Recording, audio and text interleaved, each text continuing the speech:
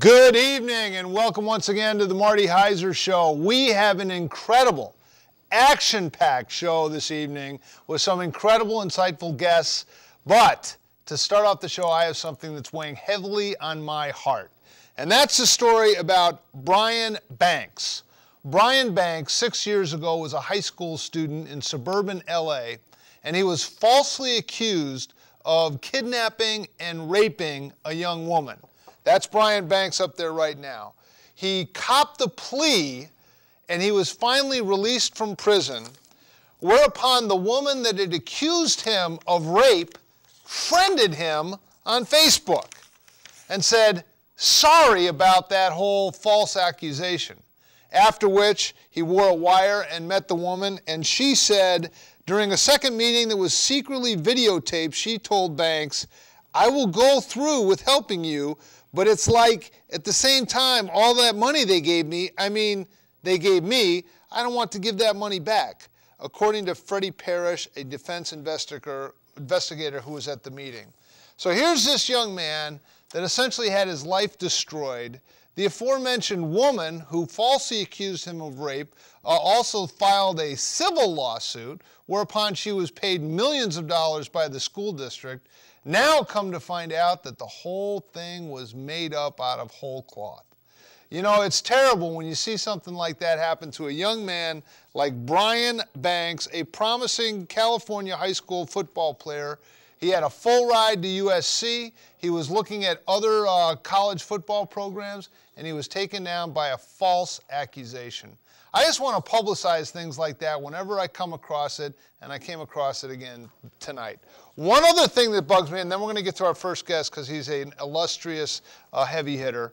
But one other thing that bugs me is that Libyan terrorists who took down a Pan Am flight over Lockerbie, Scotland. He was released from prison because he was supposedly only had about a week or two to live. He lived 3.5 years with his family in Libya. He finally now went on to his reward. I think it was a terrible miscarriage of justice, and it was unfortunate the Scottish government and the British government put together that deal because they were afraid that Gaddafi, who also has gone on to his reward, wasn't going to give them oil leases in Libya. It was a travesty of justice, and I was sad to see that.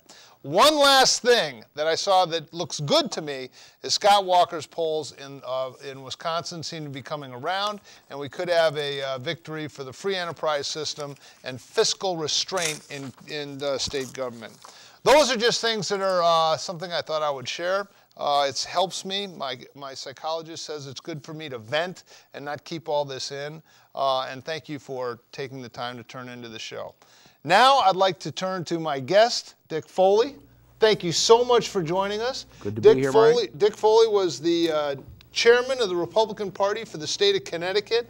Your years as chairman were 1989 through 1993. Someone called that the golden era of the Republican Party in Connecticut. And I just want to ask you, what do you see on the landscape statewide and also across the country? Well, I presume what you're, don't talk across the country. I mean, I think it's going to be a very close race for president. I would see the Republicans retaining the House and a pretty high likelihood of picking up the U.S. Senate, but the pickup will be in the 52, 53 seat range. It's going to be still be difficult to govern by virtue of the filibuster rule. Okay. So, but it would seem to bode a little bit for perhaps some better bipartisanship if we get lucky. Okay, well that would certainly be good. But you are predicting right here. You know, this show is taped live. So we'll have this on tape, right? But you're predicting right now that Mitt Romney will be our next president. I didn't say that. I said it'd be very close. Well, that's what I said. Okay. Well, give me, give me some predictions. Where do you see a problem? Well, I see problems still. I still see problems in Ohio. I still see some problem in Virginia. It seems like North Carolina and Florida have come around. As those states shift, what it means also is the potential of the vice presidential nominee shifts along with them.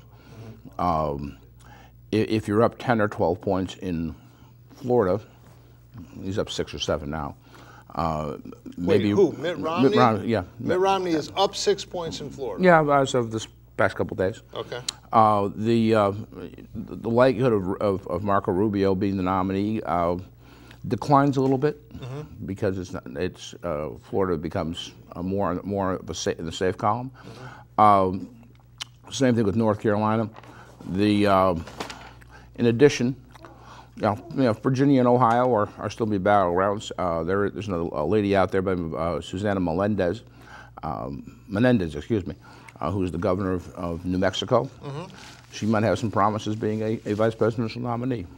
A Latino woman who's governor, and New Mexico is a state that's up for grabs. What about Wisconsin? Is that still firmly in the Obama camp? And what do you see with Scott Walker? Because it looks like he could pull. I mean, today, the latest on that was the Democrats pulled out, I don't know, $100,000 of advertising to support this mayor of Milwaukee that doesn't seem it seems that Walker's going to pull that out. It's still 10 days, 12 days away, but it seems that the position of Walker has firmed up. And does that put Wisconsin into play? The answer is potentially. It's not there yet, because when you poll head-to-head Romney and Obama, Wisconsin is still a difficult state. Minnesota these are still difficult states to win. Well, Minnesota, forget about it. I mean, if Ronald Reagan couldn't win Minnesota in 1984, he can win first of all, 1984 was a long time ago. Half of your viewers weren't even alive then. That's number one. Number two is the reason that Ronald Reagan didn't win Minnesota in 1984 is ran against Walter Mondale, who was from Minnesota. I understand all that. Well, yeah, but your viewers may not know that. Oh, okay, that's true. So I'm not saying that you don't know. I'm saying that they might not know.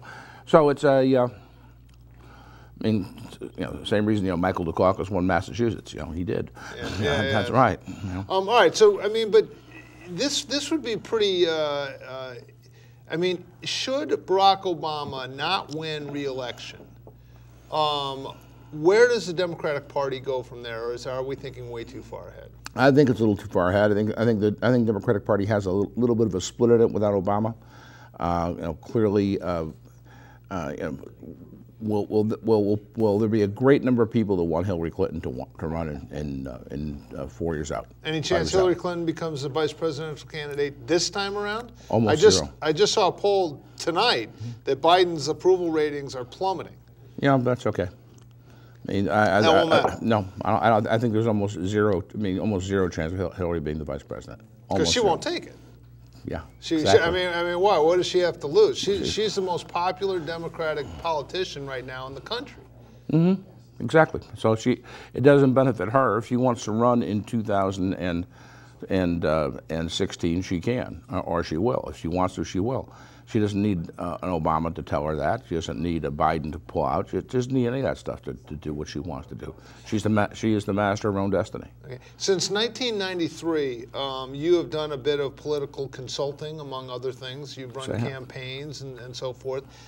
Walk me through the thinking of the Obama campaign right now with this Bain capital, the idea that we're trying to label this guy as, vulture capitalist that destroys jobs and everything else. It seems to have flipped the script and come right back on it. Well, that's their theory, and their theory is to paint Romney into a corner as being the rich guy, that he doesn't have the common touch, that he's not the kind of guy I like to have a beer with. All those things that are meant to separate candidates from voters. As a Mormon, you really can't even have a cup of coffee with them. Like a beer, that could be a problem too. I guess that could be. That's probably not something you want to bring up. Something about like an apple juice summit doesn't have the same cachet as the beer summit. You know what I mean? The beer summit wasn't that good to begin with. I know, it was a little stilted there in the Rose Garden. So it was it's just meant to keep separation between, try and keep separation between Romney and voters. And to that tactic, if it works, if it polls correct, then they will keep on doing it. And if it doesn't poll correct, then they'll stop. Well, it seems to be not polling correct right now because they seem to be pulling back a little bit on that, from what I see. Well, I mean, I think the Cory Booker statement, the mayor of Newark, that made this past weekend, certainly helped Romney out a bit. I think former Governor Rendell of Pennsylvania made a similar comments on the lines of Booker's, and he's a highly respected Democratic governor. former governor, excuse me, and that separation from certain Democrats is got to be driving the Obama people crazy. You saw the movie Titanic, right? I certainly did. You know how when the ship was going up, all the rats started scurrying up the hallways and leaving the ship at first? Do you see anything like that happening in the Democratic Party right now? I mean, generally you don't swim towards a sinking ship. Is that what's happening now, what we're saying? Or is this like wild-eyed Republican optimism? No, I'm going to be hoisted on my own petard when we sit here in the beginning of November and Barack Obama has a second. Well, you're probably not. Yeah, you're probably not getting invited to the inauguration if Obama. I keep checking my inbox. Not, I'm not invited to much. Probably not. No. The Obama. I mean, this is going to be a close race, and people should be aware of that. And it's going to be. I think it's going to be exciting. I don't think it's a blowout by anybody, and I think it's going to be fun. At some point, Connecticut might, if things move along, Connecticut might get a little bit more into play, which make life more interesting here too. Oh, Connecticut could be in play. Potential. I mean, I live under the assumption that Connecticut is going to be Democratic until I die. We're going to be represented in Hartford by Democrats. They're going to dominate the. Well, you say that, but look, you had John Rowland and Jody Rell from 1992 until 2010 for 18 years. That's pretty good. Okay, we have had Republican Senate majorities in 10 years ago or so in the state Senate. When we had 6 congressional seats, which in fact is we had 3 of the 5 congressional seats at one time. I think you're hearkening back to those good old days when you, sir, were chairman of the Republican Party. No. 1989 through 93. No, in 2005, we had 5 congressional seats and we had 3 Republicans. We had Rob Simmons out east in the 2nd District. We had Chris Shays down in the 4th District along what's called the Gold Coast, and we had Nancy Johnson up here in the northern Fairfield-Litchfield County area. All right. Listen, the phone number here, and we'll put this up. The phone number here is 203-438-2003. If you have a question for our guest or the next guest, please don't hesitate to call. This is live television, 438-2003. Call in with your questions or comment. Or if you want to say, I'm all wet, go Barack Obama, we want those calls as well, so please call in. Let's talk a little bit about local state government. I was at the convention. Were you at the Republican convention? Yes, I was. Yeah, I missed you and your lovely wife there, though. I didn't see you. Were you avoiding us or something like that? Well, no, just like most people, yeah. Oh, okay. But right now there's just you, though. She's fine. There's a big brouhaha. You have Chris Shays, who has been a guest on this show, as well as Linda McMahon, who has likewise been a guest on this show. And there seems to be, if I can outline the debate, Chris Shays says, look, I'm an experienced legislator. I've been in government. I know what I'm doing. And my opponent, Linda McMahon, just got done spending $50 million, and she lost to, some would say, an injured candidate in Blumenthal. Why are we going down that road? We've all seen that movie and we know how it ends. Linda McMahon would say, first of all, Chris Shays is wrong on the issue. He was in favor of car check. He was in favor of cap and trade. He's really more a rhino, Republican in name only, and not the conservative, pro-growth, pro-business, anti-big government that she is. And yes, I happen to have some money. I came by it honestly, and I want to run for Senate. Where do you fall on this? Well, I endorsed Linda McMahon very early on. In fact, there was a group of 5 or 6 former Republican state chairmen that the day she announced, we endorsed her back in September. Okay. So she's fine. I mean, I think she's a very nice person. I think she's very well spoken. I think she's right on the issues. I think she is tempered enough to be elected in Connecticut. And let's take some of those points that you made, though. Her percentage of vote in 2010 was the highest percentage of vote for a Republican U.S. Senate candidate since 1988. Okay. So I mean, now she lost by 12 points, right? Mm-hmm.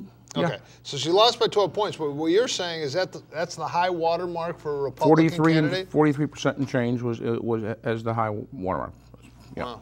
Wow. What did Lowell Weicker get back in the day? That was 88. Okay. That was the last time. And Lowell Weicker at that time got something like 48%. Wow. Okay. And lost. Okay. So we can't really hold that against her. I have a theory on that as well.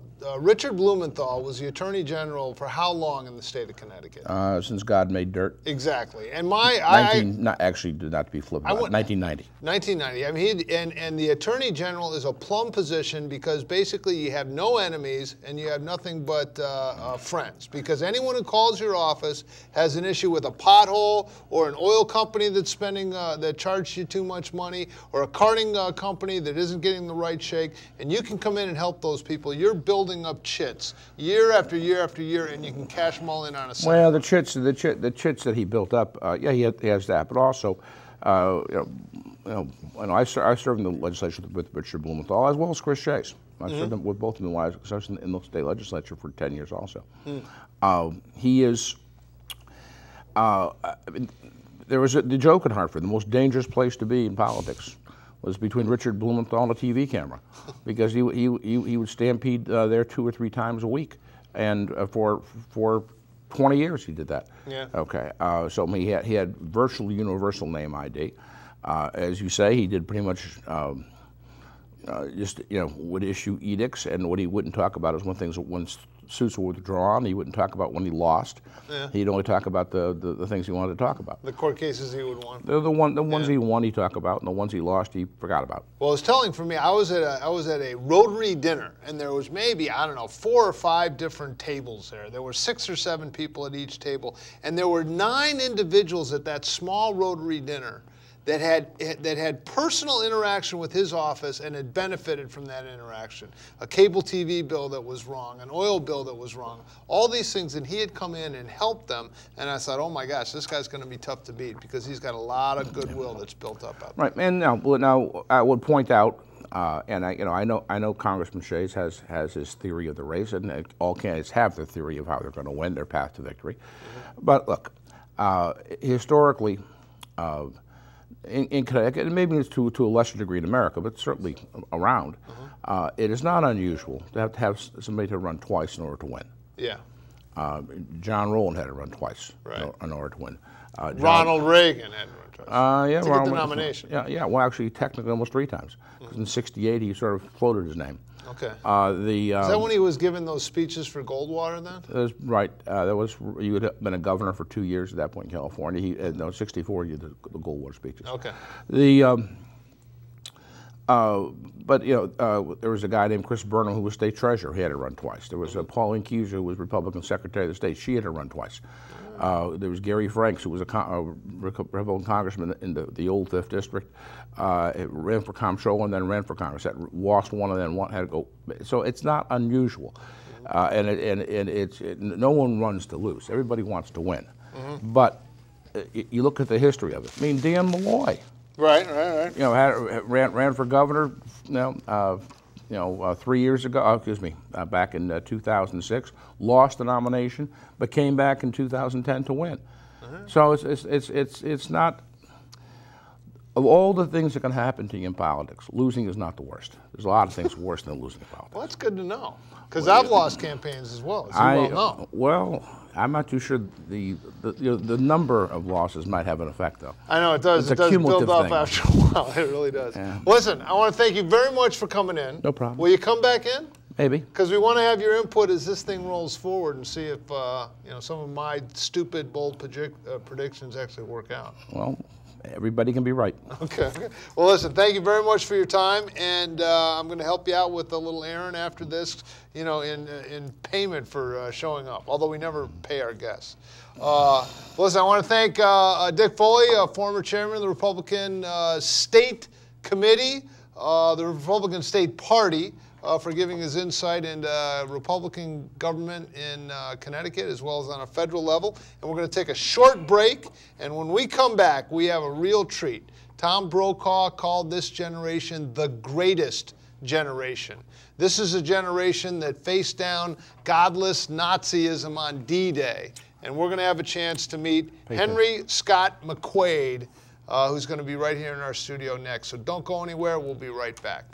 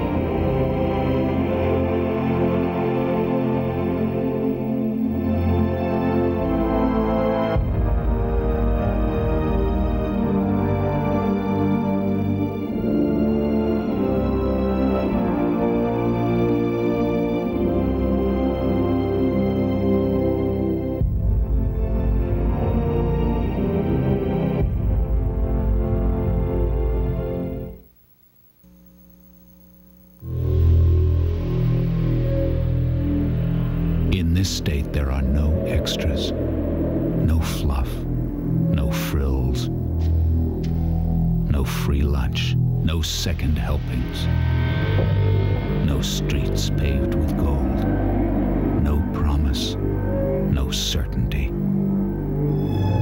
In this state, life is a bitter struggle to survive with the least. It's home to 1 out of every 11 families in America. It's home to 1 out of every 6 children in America. It's home to more than 32 million people.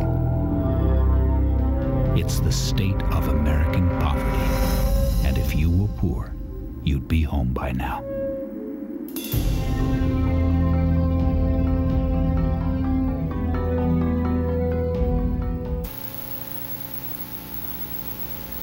Why is it you two have so much trouble communicating?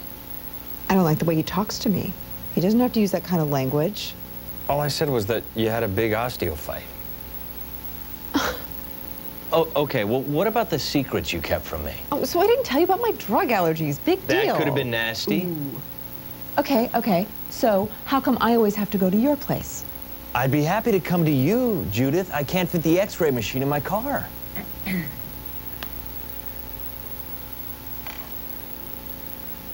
How's your shoulder doing, anyway? Fine. Yeah? I worked up to 3-pound dumbbells yesterday. Really? Huh. Just 3 weeks after surgery. That's pretty good. Yeah? Communication is the best medicine. A message from the American Academy of Orthopedic Surgeons. Well, now we're getting somewhere. Group hug. You don't think we've over-prepared, do you? Welcome back to the Marty Heiser Show. You know, one of my favorite authors is a guy named Stephen Ambrose. I believe he recently passed away, but he spoke at he taught at a university down in New Orleans, and he is the real authority on all things World War II. And he wrote a book called D-Day, and I just want to read a little passage before we get to our next guest on D-Day.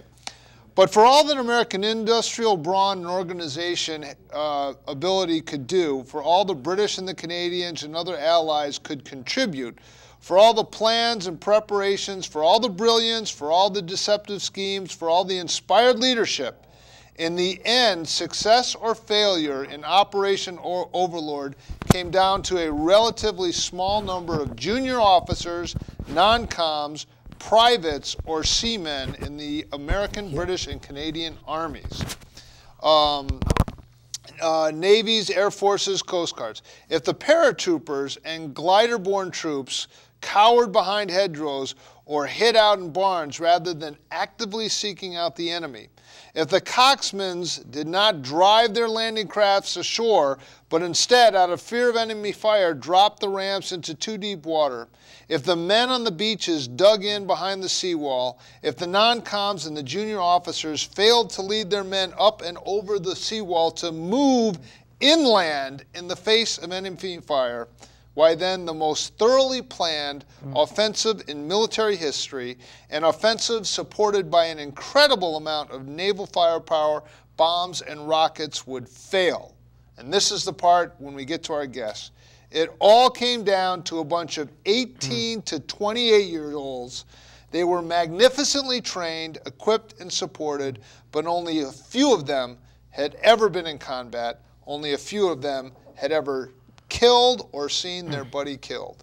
Well, tonight, on this show, in this studio, we are honored to be joined by a World War II veteran, Henry Scott McQuaid. I want to thank you so much for honoring our studio and coming in here and just telling us a little bit about your story and what World War II meant to you and what you were involved with.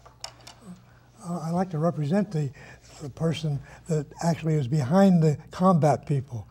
I may tell you, I was a high school teacher at Joe Barlow, and they have a wonderful history program there where there's World War II. They ask veterans to come in, tell their experiences, and the youngsters listen. Either they're very interested or they're good actors. Right. We put the deal. And working with us, the first question many of them ask is something you brought out about the combat. First thing they ask you, are you in combat? Yeah. And I have to say, no. I was a draftee. I was drafted. I was married at the time, so I had loyalty to my wife, and I wanted to keep. Well, that you know, up. it's interesting. I mean, Stephen Ambrose in this book focuses on, you know, the point of this here. But what percentage? You might know this. What percentage of active duty personnel at that time were actively engaged in combat? I have no idea. I've heard it's as low as 2-3% of the entire armed forces that actually saw combat. That sounds reasonable. Yeah. Wow. Very reasonable. And behind every man, and they talk about the heroes. The heroes are the fellows that train the other fellows what to do. Right. Okay. Yeah. I think it's one of the greatest thrills we ever had in the altitude training unit. We, as a sideline, we trained B-25 crews how to get out of a plane. We had ditched it. We floated a plane up on the lake and on the base and trained the fellows how to get out of it. From the Pacific, we got a thank you note back, thanking us for the training. And I never heard of a thank you note in the Air Force before, but they thanked us. They said, without our training, they would have all drowned. So that enough paid for all the time we put in. And you know, there's a book that's out right now. It's something like Unbreakable or Are you familiar with that? It was a book. It was an Air Force pilot in the Pacific Theater who was shot down, and he was adrift at sea for like 2 months. Finally picked up by Japanese, unfortunately, captured by the Japanese, and then he went through a series of POW camps. Unbroken, I think, was the name. Is this about Ernie Zamperini? Exactly. Yeah, the runner, track star. The runner. Yeah, that's a tremendous story. Yeah. They actually had. By the way, this is Larry Ditkoff who's joining us you, as Marty. well. And just to keep it all within the group here, your father fought in World War II under George Patton. Can you confirm or deny? It wasn't Patton, but I found out subsequently. But he did fight in World War II. And my dad has some really very interesting stories. Just one, I know it's about Mr. McCoy, but just one quick aside.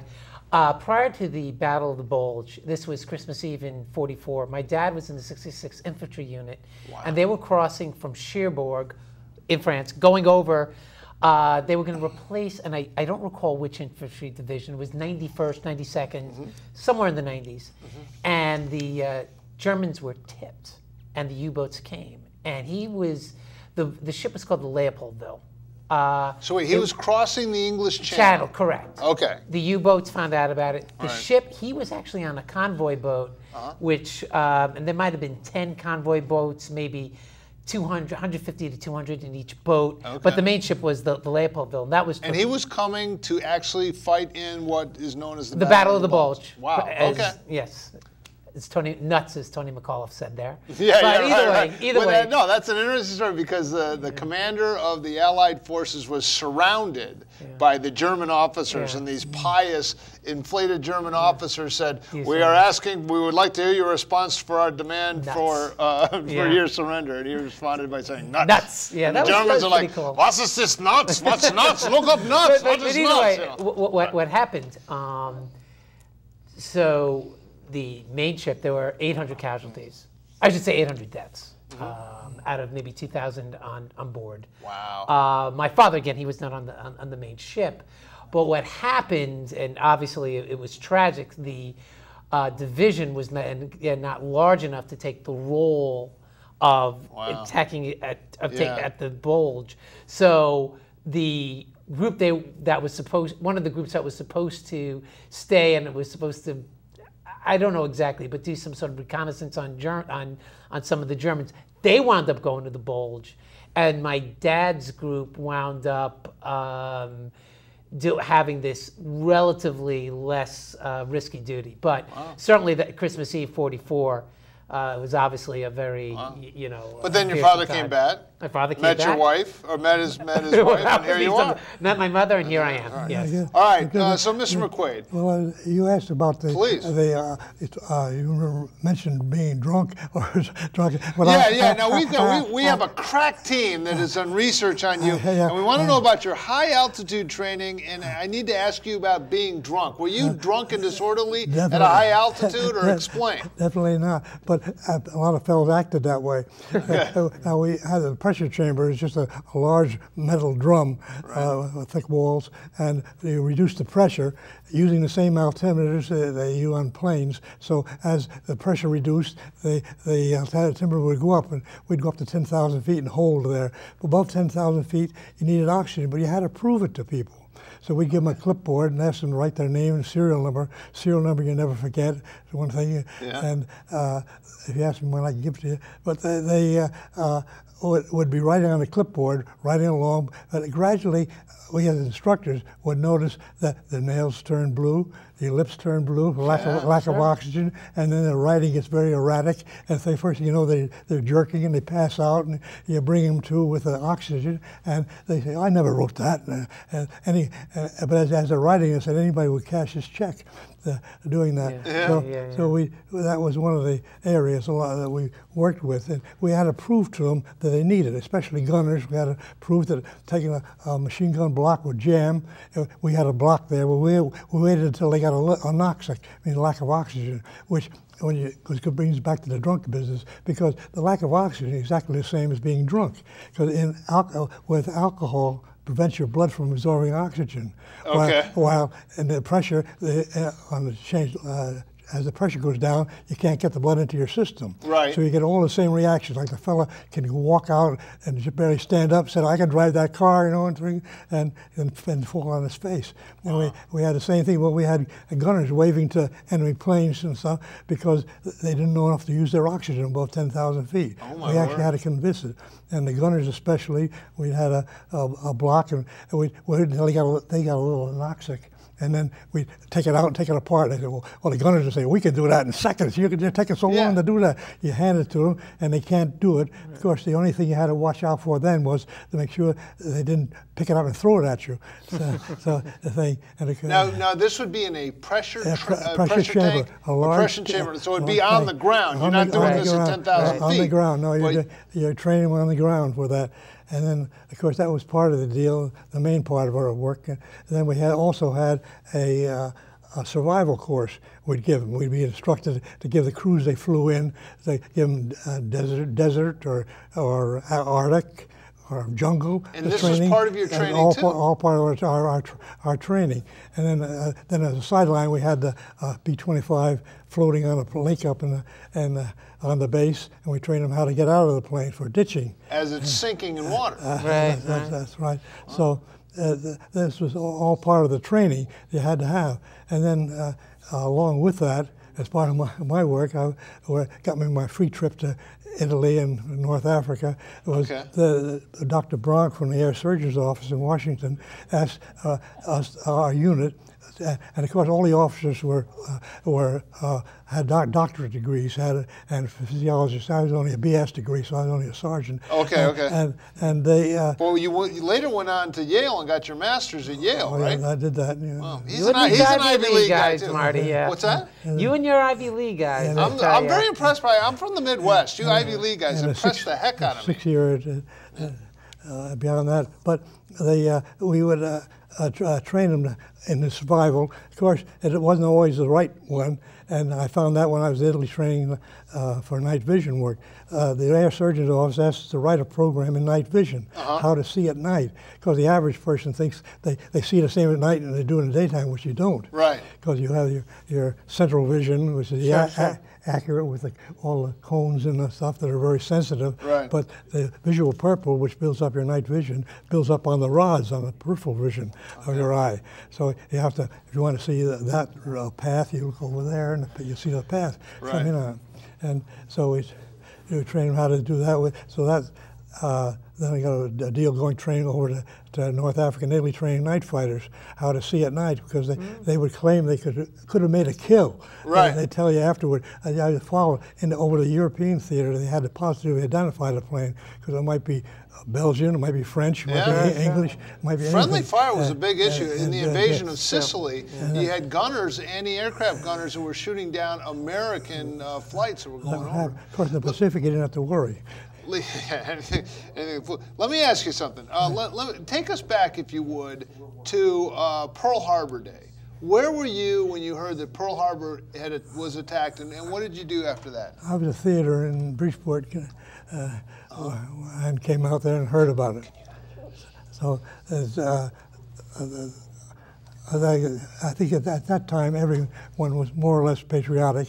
I think a little bit more maybe so they are so now. So you were going to a movie in Bridgeport, Connecticut. Coming out of a movie when they told us that. Okay, and what was your initial reaction? Did you go to the recruiting office right then? What was the spirit of the time? Well, the spirit, of course, you were very definitely against the Germans and the Japanese to pull such an act in the first place. I mean, did it come out of the blue, or were there storm clouds forming, or was this a real shock? It was a real shock to have the Pearl Harbor come in, yeah.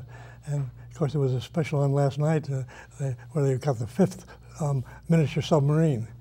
And I was fortunate enough to be in Pearl Harbor at one time going as a sightseer, and they came pulling a small one-man submarine they just raised along, and the commentator said, well, there's one of the smallest submarines, and he said, another one is one of the smallest states in the United States, has one in there that's up at Mystic, Connecticut.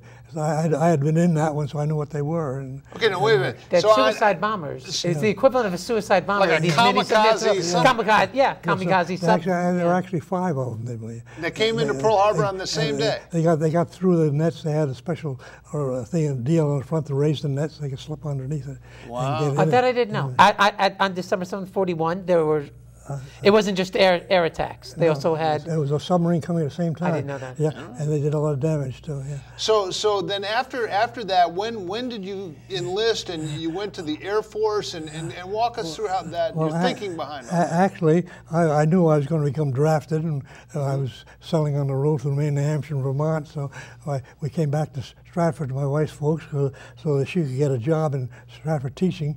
Again, she was a teacher. Right. And then I went to work for Bullard's in the machine shop. I could read blueprints, so they put me in a machine shop, and I worked in there until my number came up, and I knew it was coming up soon, and it did. So I went off to that, and then went out to Camp Kearns in Utah for basic training. Okay, so what was that? A year into the war or something? How long was it? 1943. Okay, so that's when you were drafted. But before that, you were doing work that seemed to be key to the war effort. Well, it was. Right? Yes, I was working as a swingman on chucker lathes, making airplane hubs. Okay. Yeah, sure. So they take a nice Connecticut young man, and you're sent out to Utah to some Army base, and what happens next? Well, of course, a good many of them ended up in the hospital. They had the largest hospital in the state of Utah at that Army base, Camp Kearns training base. It was built originally for a Japanese internee camp. But the Red Cross refused to use it as an internee camp, so normally they made it into an Air Force training camp. Okay. And a lot so wait a minute, so your base was not good enough for kind of, well, you can't say prisoner of war, but internment, but you could use it for the regular GI. They're tough, and they take them from practically sea level here up to the high outside of Salt Lake City, and a lot of the fellows that end up in the hospital, we swore they were burying them behind the hospital because we never see them again. They'd be transferred. And so you would have class after class that you would train with this high altitude stuff, night vision goggles, how to survive being captured by the enemy. Did they have night vision goggles back then? Oh yeah, no, not night vision goggles. No, but I say when I wrote the program, we had to sell our program to the Allied headquarters in Caserta in Italy, where they sell it, and then we went out and taught it to different night fighter outfits. And think how to look. And this is as the war is going on. So you're over in Italy to talk to them about. The war is practically over by that time. By the time we actually go over into it. Okay. But of course, remember this was over 60 years ago. They didn't have all the electronics they have now for night vision, where they carry the green pictures and stuff. So you had to know how to look with the visual purple building up on your eyes. Okay, but you said some of the airmen that you trained were stationed in the Pacific and actually survived having their planes shot down in the water based on your training, and they wrote you a note to thank you. That was part of it, yes. That's been very touching. It very was gratifying. A very valuable thing to me, anyway. Okay, so you're walking out of a theater in Bridgeport, Connecticut when you hear we've been attacked. A year or two later, you're drafted. You're sent off to Utah. You have this great career. Where were you when you learned it was VE, Victory in Europe? Dave, where were you then? Well, surprisingly, I had been a little over 3 months in Italy training night fighters. I came back, and my father was lucky enough to get me a room in the Hotel Astor in New York, and my wife met me there, and we were celebrating that.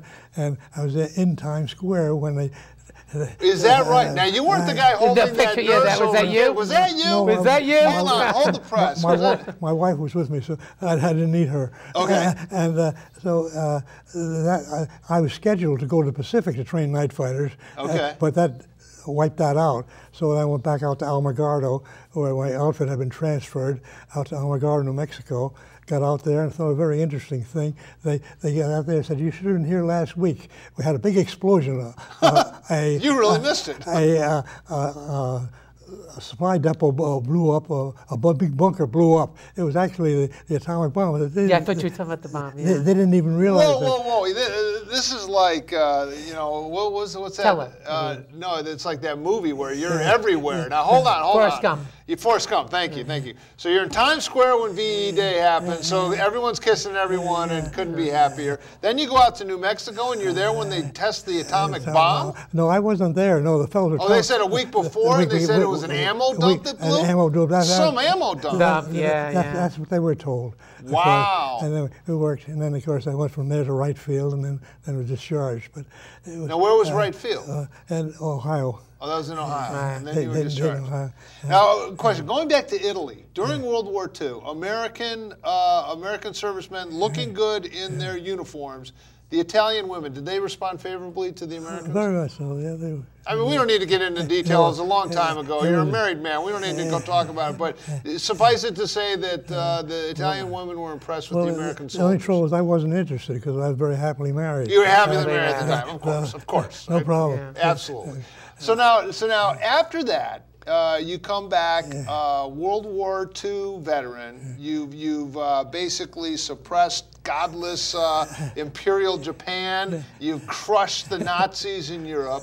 Now there's this resurgence of the American economy where really the Marshall Plan kicks in. We're really the only standing Western country that has factories and infrastructure and everything else. So we start, manufacturing everything that the world needs, and there's a big boom. And you go on to this incredible teaching career where you're beloved in your hometown. Well, that's part of the act. And of course, part of the act, yeah. Take us to the next act. As I told David, I'm half Irish and half Scottish. Okay. And of course, the Irishman wants to drink, but the Scottish half won't pay for it, so I don't drink. Wait. The Irish part wants to drink, but the Scottish part won't pay for it. That is a bit of a conundrum. That's what comes together. Okay. So you didn't drink, but you came back and you started teaching. Well, I didn't want to go back on the road selling again, so my wife made teaching look so very easy. It's the only time in her life she ever fooled me. Well, tell me, after the war, you picked up a pencil in Chicago. Walk me through that. How did that help your? Well, that's why. I'm telling you, we've done research on you. We've got it right down. You always get the truth, Marty. You always get the truth. In 1939, we had a terrific depression, made our last recession. Wait. So we're going before 1939. 39, yeah. Okay, just to my vast viewing audience, can you tell them this little economic blimp we're going through? How does that rate compared to the Depression? Well, the Depression was so much worse. It's unbelievable. Yeah, you don't see people out on the sidewalks selling apples and things like that as they did then. But now we're subsidizing a lot of them by extending the unemployment times and stuff like that. So, so some will never go back to work, I'm afraid. Yeah. I guess there's a point where the pendulum swings. It's not. I like to say it's not so much a safety net as it becomes a hammock. Well, you talked about the pencil. That just happened. Yeah. I got my job. That was when I went to work for in Chicago for an experimental laboratory for a feed company, and they invited me to come out for a interview, and so I walked in on a loop, and they sent me up to the CEO's desk in the corner. Right. As I walked in, I noticed on the floor there was a pencil on the floor. So he asked me to sit down. Before I did, I reached down, picked the pencil up, and put it on the desk, and I had the job right then. That was his gimmick. Anybody working in a chem lab or in an experimental lab had to be careful enough to do that. So he would leave the pencil on the floor, and whoever picked it up, you'd end up getting the job. Wow. Now, which school system did you teach at? I taught at Joel Barlow. Joel Barlow. Actually, I taught in Easton prior to that, before Joel Barlow was formed between Reading and Easton. And then I was one of the first, part of the first faculty in Joel Barlow High School. Okay, and what classes did you teach? I taught science. Science. And, earth science was the main deal, and then that's why I did a lot of traveling. Every other year we drive across country, and I take slides and things I could use in my earth science. Now my crack team tells me that for 14 years, or up until 14 years ago, you would travel every year across country to California? No, every other year. Every other year? Okay. And in between years, we'd go out of the country. I have very itchy feet. And you visited 137 different countries? With my wife, yes. And then as my wife died, and when she was 83, I started traveling with my nephew, who just recently died. I was Marshall Sanford, a fireman down in Reading. Right. And I did 20 countries with him, because places my wife didn't want to go to Russia. She wouldn't give them their money, and she didn't want to go to the safari on Africa and things like that, and we did. You ever been to Iceland? Your wife didn't want to go to Russia to give them their money? She was pretty anti-communist? Not really, but it's just the idea that she didn't think the Russians deserved the money. Well, listen, Mr. McQuaid, this is a live call-in show, so some of our viewers want to ask you a question. Do you have a question for Henry Scott McQuaid, beloved teacher from Joel Barlow High School? And we want to talk a little bit about the Daffodil Fields as well. But do you have a question for our guest? Well, first of all, I'd like to say that baby Jesus loves her 99%. That's the first thing. And then I'd like to ask you a question live television, about Mr. McQuaid. You know, everyone has to what they say. Sorry, go ahead. I want to ask you a question about the recent poll about the Fox viewers that demonstrated that the Fox viewers were the most misinformed viewers of all the TV audiences. So I wanted to get your opinion on that. Excellent question. And if question. you on the phone, we can continue the conversation. Okay, all right. No, thank you for the call. What about that? Do you ever listen to Fox News? I do, yes. I like Fox News, too. Do you consider yourself fairly informed? Well, I read the paper and I consider myself fairly informed, and I listen to Fox News as well. So the survey, I think we just had our own little survey. So the Marty Heiser Institute for Public Service has done a survey, and it finds 100% of Fox viewers tested in our survey are actually self-described as well-informed. Funny you didn't ask me, Marty. Well, I know. Yeah, we don't want to destroy the survey. All right, but no, okay. So your wife didn't want to give their money to the godless communists. Is that what we're talking about here? Or that was her idea, yes. Well, good for her. And then what was her beef with safaris in Africa? Well, she just didn't interest her. She didn't want to get eaten by a lion or something like that. Part of the act, yeah. Okay, but how do you pick? How do you pick? You have 137 different countries you go to. How do you pick which ones you want to visit? Well, we actually depended partially on economics, because the National Education Association at one time ran fantastic trips. So we'd sign up for them when very, very reasonable, and that's how we could afford to go as a teacher. Okay. And of course, you had to visit schools and check out on the way and things like that. But sure. That's all part of the act. Was it a bit of a boondoggle? You can be honest, hardly anyone watches this show. Well, it wasn't really a boondoggle. But I'm just kidding. I'm giving you a hard time. I would say I did take a 40-day cruise out through the Pacific.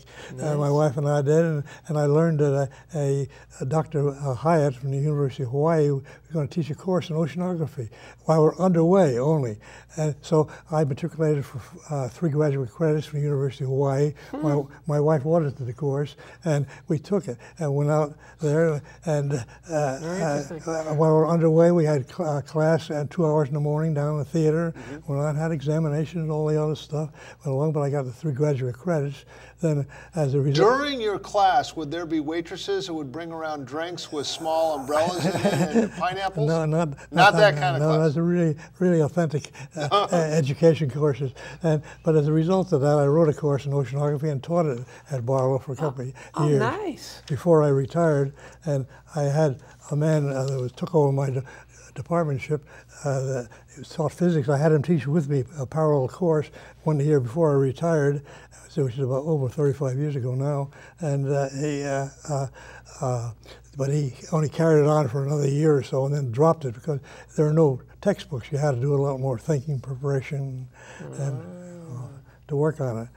Now, out of the 137 countries that you visited, give me the top 3 and where you'd like to go back and visit that you just found so overwhelming and so beautiful, or you found the people interesting. What were the most? There are beautiful people everywhere, and very interesting people everywhere in any country at all. I mentioned to your scout, Dave, David Strait, who's a contributor to this show, a producer of this show, an all-around great guy from Reading, Connecticut. And a neighbor of mine. And a neighbor of yours, huh? So I told him, he asked me that question, I said, well, probably Peru, and then I told him the reason why. It was a very personal one, because while I was cruising around the ruins in Machu Picchu, because you had to fly up to Cusco first, and then take the railroad train along the Urubamba River and to it, and go up to Machu Picchu, and it's a very tortuous way, at about a 45-degree angle of the mountains. They have switchback roads getting up there, and then the truck I was supposed to be coming back on, the driver wouldn't fix a flat tire, so I asked the fellows in the hotel if I could run down across the way. So the tour director and his wife and another fellow from Waterbury and I ran down across these switchbacks. And halfway down, the engineer started blowing the whistle like crazy, and we thought he was after us, and we tried to speed up, but rocks were rolling by us at that time, and we couldn't go any faster. But when we got down the bottom and the level going over to the train, we discovered what he was really blowing at was an individual sitting on the railroad track in front of the engine, a young lady, which proved to be my wife. What? My wife she just found like a park bench, but it looked like a railroad track? She sat on the park right in front of it. Of course, her father was an engineer, but I don't think that the Peruvian engineers had the same ethics. But that train wasn't going until I got down there. So she's a very quiet gal, but she would take care of things. Wow, so she was sitting on the track. I mean, was she in any danger of the train coming or anything like that? No, she was right in front of the engine that was waiting to go. Wow. The only way out that day. Okay, I don't know if we can get a shot of this. This is a field, I believe, in Reading, Connecticut. Cross Highway. Yeah. Cross Highway. It's called Daffodil Fields, and you have some importance with this field. What is that? Well, I'm doing partially on my memory of my wife, and I planted every single one of them. You planted every single one of these daffodils? That's the only portion of them. There, they go around my field. I have about 80, well, last year I had about 86,000, and I've already transplanted 1,300 this year. Wait, 86,000 individual daffodils, and you planted them? That I planted, yeah. No. Now, do they reproduce? Is this like a Johnny Appleseed thing, where you're the daffodil king of Connecticut? People tell me I'm very lucky on that, but you have to dig up the clump, break it apart, and then plant them. I put 2 in a hole to make sure they live. One of them has to live. What's with the daffodils? Wait, is that just a flower you like? It's a flower. It's the earliest flower in the spring. It's the first one that comes out, and everybody's really fascinated by it. So I encourage people to come and see them and walk among them.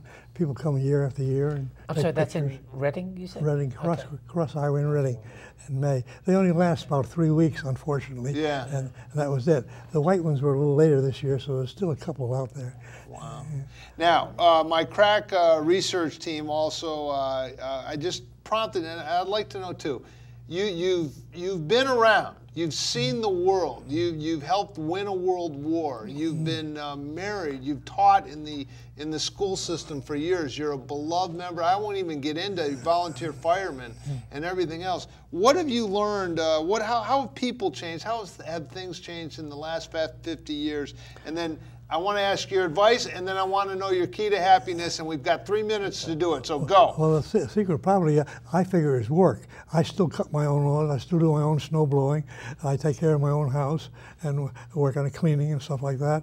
But I think it is, you have to keep busy. You have to have something to do for the day and work on it. And too many people are just sitting around, rotting away, playing on their computers. So you find fellows that retire, they only last a couple of years. years and they're dead. Yeah. Because they haven't done anything. You're out planting daffodils and cutting your lawn. Keep working. All right. Have something to do. Now, tell me, what other major changes have you seen too in people in the last 50 years? Are they different? Were they different back in the 1950s? Only as I don't think that the younger people think about each other as well, things like that, and work together. They don't prepare or work for themselves. Like when I was young in Reading, we had 3 young people's clubs, and we arranged dances and stuff. Tie up every telephone in the town of Reading on a switchboard. When the mother went and the aunt went to supper, the girls that lived there would get on the phone, plug us all in for a party, a real party line. Right. And we'd arrange party until her mother would come back and chase them off the board, the switchboard. But these are things that people were more active, and we arranged dances, we arranged card parties and things. And you can't. And then having been a teacher, I know even if you take the initiative and arrange it for the kids, it's trouble. They're not that interested in getting into it, at the time. And you've had a front row seat to see some of these cultural changes and what technology has brought to bear on culture from teaching in a high school. Well, that's the main reason why I stayed away from computers. See, that sounds wild, but because I like to read, and I read books, and I read at least a book a week, and about 8 to 10 magazines I read. And what are your top 3 magazines that you never miss? This is the Sarah Palin question. You got to come through more. Smithsonian. Okay. Let's see, I was trying to think of some of the other popular science, popular mechanics, wow. For general knowledge. And then the Scientific American is the toughest read, but that takes a little more reading, but I enjoy that too. Wow. A few others. Well, listen, my guest today, we have been honored to have in our studio Henry Scott McQuaid, World War II veteran, beloved teacher, a man with an incredibly firm handshake. Very good. And visited 137 different countries. Well, you have to add 20 on it. My nephew. 157? Oh, I thought the 137 included the 20 with you. I want to thank you so much for joining us, especially this weekend is Memorial Day, and we just want to honor your service. Thank you so much for your service. And my nephew was running the Memorial Parade in Reading on Saturday. There you go. We should go. Listen, thank you so much for joining us. I really appreciate it. Thanks again for watching the Marty Heiser Show, and we'll see you next week. We're going to have the Ridgefield Boys and Girls Club and some other stuff. Just tune in. It's free. Where else are you going to go? Thanks a lot. Now, if you see, now we're off.